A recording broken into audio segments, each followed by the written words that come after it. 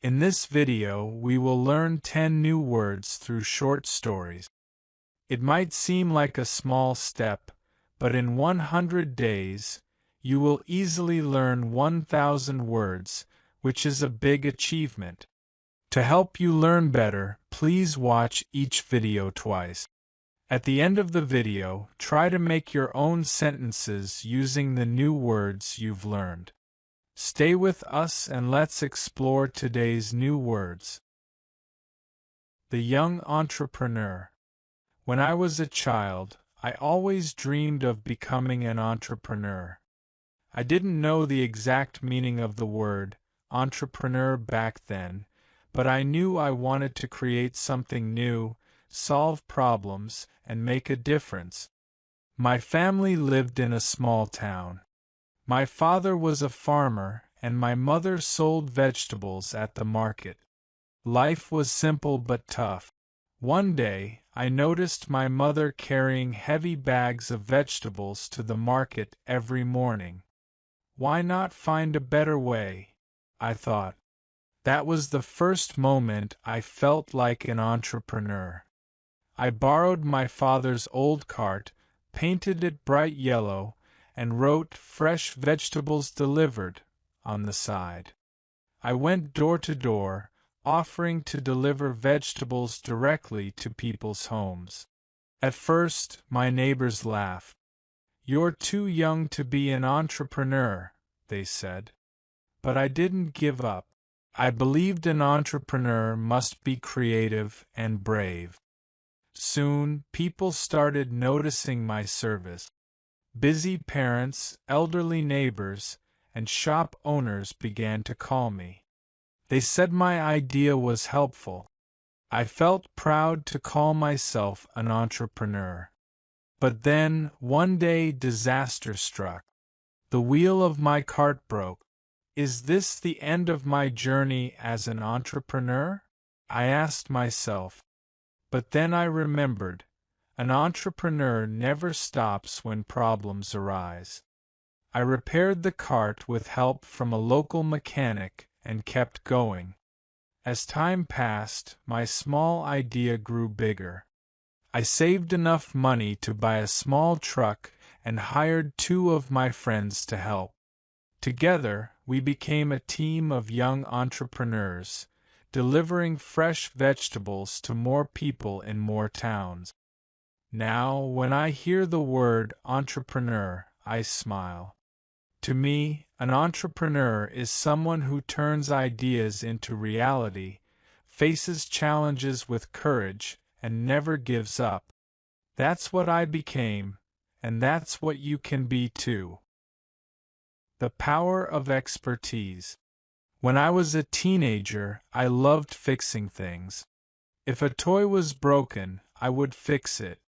If a clock stopped working, I would figure out why. My father once said, "You have a special talent, but it's not just talent, you're building expertise." I didn't know what he meant by expertise at the time. One day, a neighbor came to our house. His bicycle was broken, and he didn't know how to fix it. My father looked at me and said, "This is your chance to use your expertise."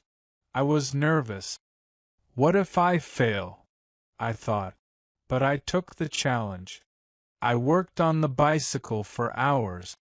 I used all my tools and all the skills I had learned from fixing my own things. When I finally fixed the bicycle, the neighbor smiled and said, "You have great expertise in fixing bikes." I smiled back, realizing what expertise really meant. From that day, more people came to me for help. They trusted my expertise. They brought me broken radios, chairs, and even a small engine. Each time, I learned something new. I realized expertise isn't just about knowing, it's about learning, practicing, and solving problems.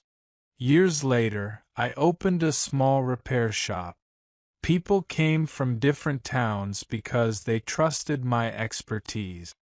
One day, a woman brought me her grandmother's old clock. It was very special to her, and she begged me to fix it. It was the most challenging task I had ever faced. I spent days studying the clock, learning how it worked. I used all my expertise and even asked others with more expertise than me for advice. Finally, I fixed it. The woman cried with happiness and said, "Your expertise is a gift." Now I know, expertise is not just skill. It's knowledge, experience, and the passion to help others. And I'm proud to share my expertise every day. The life-changing internship. When I was in my final year of university, I felt lost. Everyone talked about getting an internship, but I didn't know what an internship really was. My professor explained, an internship is a short-term work experience to help you learn and grow in your career. It sounded exciting, but also scary. One day, I saw an advertisement for an internship at a famous company. It said, "Gain real-world experience through our internship program." I decided to apply, even though I wasn't sure I would get it. To my surprise, they called me for an interview. The manager asked me, "Why do you want this internship?" I told her, "I want to learn new skills and see what it's like to work in a real company." She smiled and said, "That's exactly what an internship is for." When I started the internship, I was nervous. On the first day, I met my mentor, Mr. Adams. He said, "This internship is a chance for you to learn, make mistakes, and ask questions. Don't be afraid." During the internship, I worked on small projects and attended meetings. At first, it was hard, but each day I learned something new. I discovered how teams work, how to solve problems, and how to communicate professionally. One day, I made a big mistake in a report. I thought my internship was over, but Mr. Adams said, "Mistakes are part of the internship. You're here to learn, not to be perfect." His words gave me confidence. By the end of the internship, I felt like a different person. I had gained not only skills but also confidence. At the farewell meeting, the manager said, "An internship is the beginning of your career journey.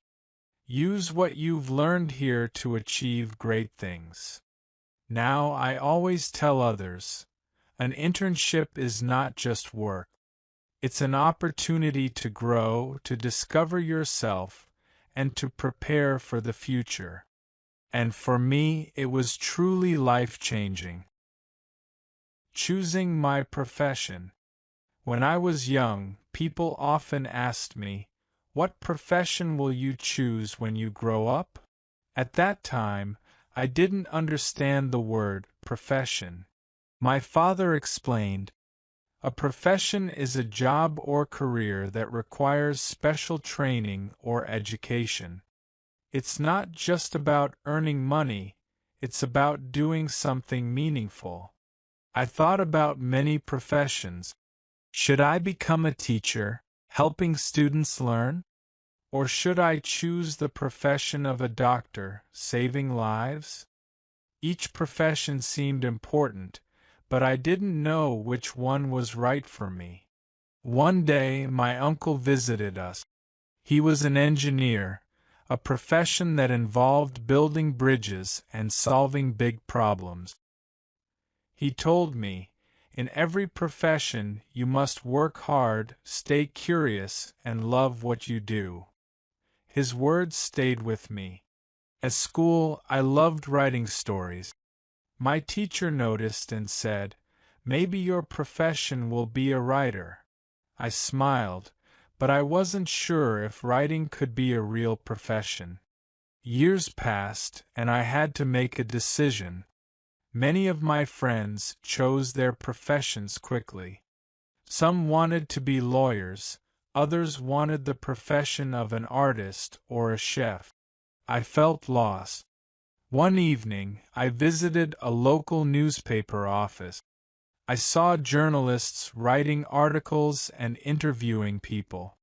Their profession was exciting and full of energy. I decided to try it. I started working as a trainee journalist. At first, it was hard.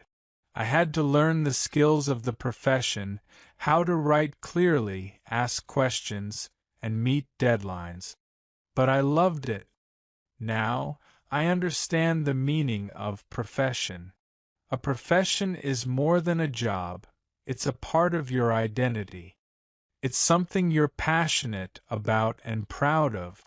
Today, I proudly say, my profession is journalism, and I encourage everyone to find a profession they love because that makes all the difference in life. The secret to productivity. Last year, I started a new job. On the first day, my manager said, "In this office, we value productivity." I smiled, but inside I asked myself, what does productivity really mean? At first, I worked very hard. I stayed late, finished all my tasks, and thought my productivity was high. But one day, my manager called me to his office. He said, "You're working hard, but true productivity is not about working more, it's about working smarter." That night, I couldn't stop thinking about productivity. Was I wasting time on unimportant tasks? Was I focusing on the wrong things? I decided to learn how to improve my productivity. The next day, I made a list of my tasks. I asked myself, which tasks are most important? I learned that prioritizing is key to productivity. I focused on the big tasks first and completed them faster. A few weeks later, a colleague gave me another tip. He said, "Take breaks. Rest improves your productivity." I thought taking breaks would waste time, but I tried it. After a short walk, I returned to work feeling fresh, and my productivity increased. One day, we had a big project with a tight deadline. I used everything I had learned about productivity. I planned my time, avoided distractions, and worked with focus. My manager was impressed. He said, "Now that's productivity." By the end of the year, I was the most productive member of the team. I realized productivity is not about being busy, it's about being effective. It's about doing the right things in the right way. Now I always remind myself, productivity isn't magic. It's a skill you can learn, improve, and master. And when you understand productivity, you can achieve more with less effort. Discovering leadership. When I was in college, I never thought about leadership. I was shy, always sitting in the back of the classroom. Leadership, I believed, was for confident people who knew how to speak in front of a crowd. That wasn't me. One day, our professor gave us a group project. He said, "This is a chance to practice teamwork and leadership." The group looked at each other, waiting for someone to lead. No one spoke. Then, to my surprise, one of my teammates said, "You should be the leader." "Me?" I asked, shocked. "I don't know anything about leadership." She smiled and said, "Leadership isn't about knowing everything. It's about guiding the team and making sure everyone works together." I decided to try. At first, I was nervous. I didn't know what to do. But I remembered her words. leadership is about teamwork. I started by listening to everyone's ideas. Each teammate had something valuable to say. As the days went on, I began to understand leadership. It wasn't about being the boss or giving orders. Leadership meant encouraging others, solving problems, and keeping the team focused. One day we faced a big problem. Our presentation was due, but our slides were incomplete. The team panicked. I took a deep breath and said, "Let's divide the work and finish this together." My calm voice helped everyone stay focused. In that moment, I felt what leadership truly was. When we presented our project, the professor smiled and said, "This team showed great leadership." My teammates cheered, and I realized leadership wasn't something you're born with. It's something you learn by stepping up when it matters. Now, I believe leadership is about trust, teamwork, and courage. And sometimes the best leadership comes from people who never thought they could lead. The power of collaboration. When I joined the art club, I thought it was about working alone, painting in silence. But everything changed when our teacher announced a big project. She said, "This will require collaboration." Collaboration. I whispered to my friend Mia. "What does that mean?" Mia smiled. "It means working together to achieve something great."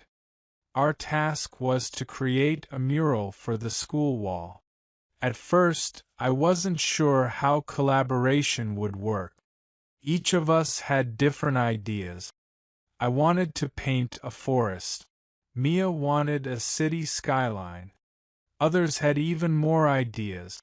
How could we combine all these ideas in one mural?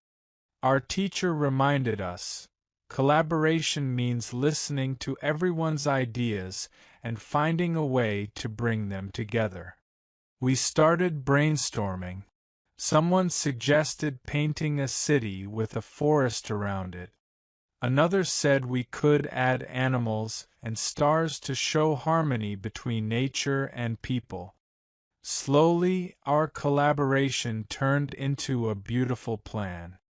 As we worked, I noticed how important collaboration was. Mia sketched the buildings while I painted the trees. Another teammate added animals, and someone else drew the sky. Each person's work was unique, but together, it created something amazing. One day, it rained, and some of our paint washed away. We felt frustrated, but our teacher said, "Collaboration isn't just about working together when things are easy. It's about solving problems together too."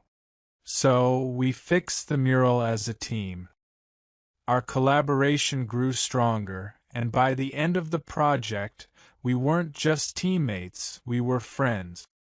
When the mural was finished, everyone in school admired it. The principal said, "This mural is a perfect example of what collaboration can achieve." I smiled, understanding the true meaning of collaboration. It's not just working together, it's creating something that no one could do alone. And that's the magic of collaboration. Learning responsibility. When I turned 14, my parents gave me an important responsibility, taking care of our family garden. At first, I was excited. I thought, this responsibility will be easy. Just water the plants, pull a few weeds, and relax. But I quickly learned that responsibility is not always simple. The first week, I forgot to water the plant.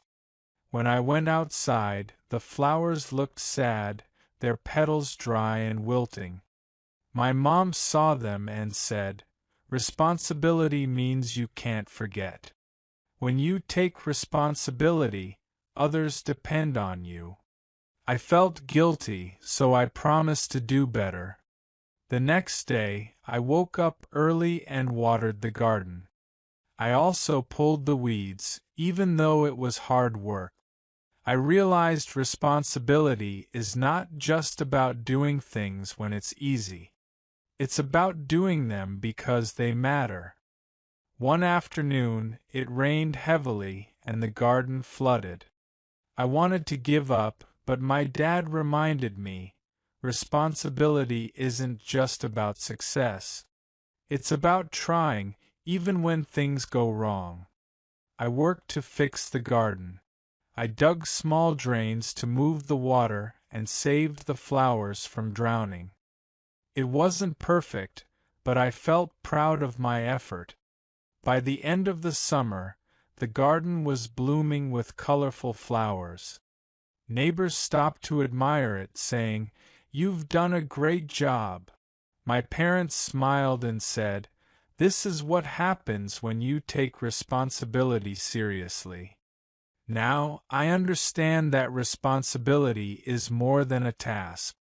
It's a promise to care for something, even when it's difficult. Responsibility teaches you to be dependable, hardworking, and proud of your efforts.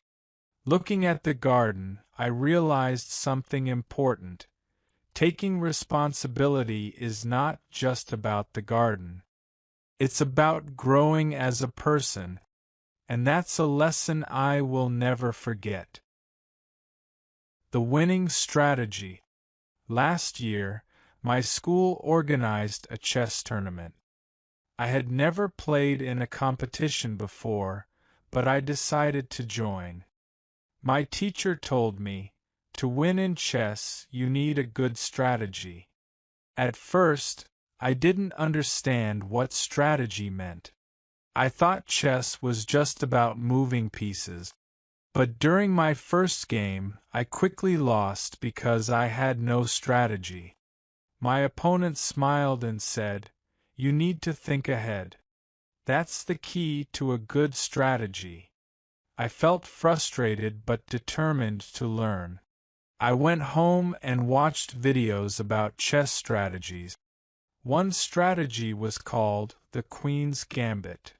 Another was the King's Defense. I learned that a strategy is a plan, a way to achieve a goal by thinking carefully. The next day, I practiced with my best friend, Mia. She said, "Your strategy should focus on protecting your king and attacking at the same time." I tried her advice, and for the first time, I won a game. As the tournament continued, I used different strategies for different opponents. One player was very aggressive, so my strategy was to play defensively and wait for his mistakes. Another player was cautious, so my strategy was to attack quickly and surprise her. In the final match, I faced the school champion. He was very skilled, and I was nervous.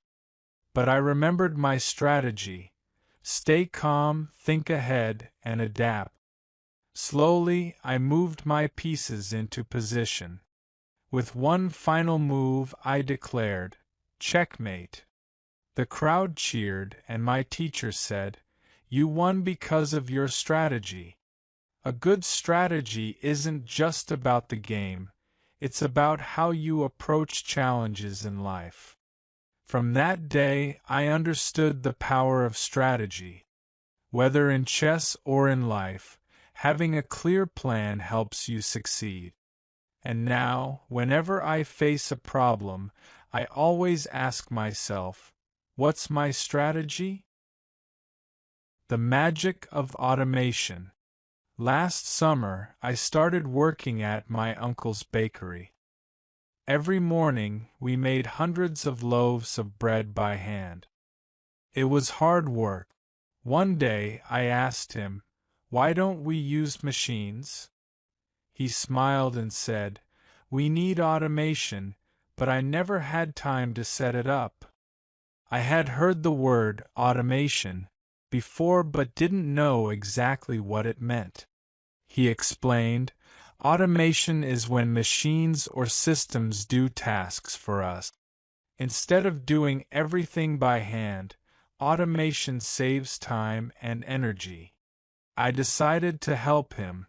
I researched automation and found that many bakeries use machines to mix dough, shape loaves, and even bake bread. Excited, I told my uncle, "Let's try automation." We bought a dough mixer first. It was amazing. Instead of spending hours mixing by hand, the machine did it in minutes. My uncle said, "This is automation in action. It makes work faster and easier." Next, we got a machine that shaped the dough. Watching it work was like magic. My uncle laughed. Automation doesn't just save time, it makes everything look perfect. As the weeks passed, our bakery became busier. Customers loved the fresh bread, and we had more time to focus on them. My uncle said, "Thanks to automation, we can do more in less time." Automation isn't just about machines, it's about improving life. One day, a customer asked, "How do you make so much bread so quickly?"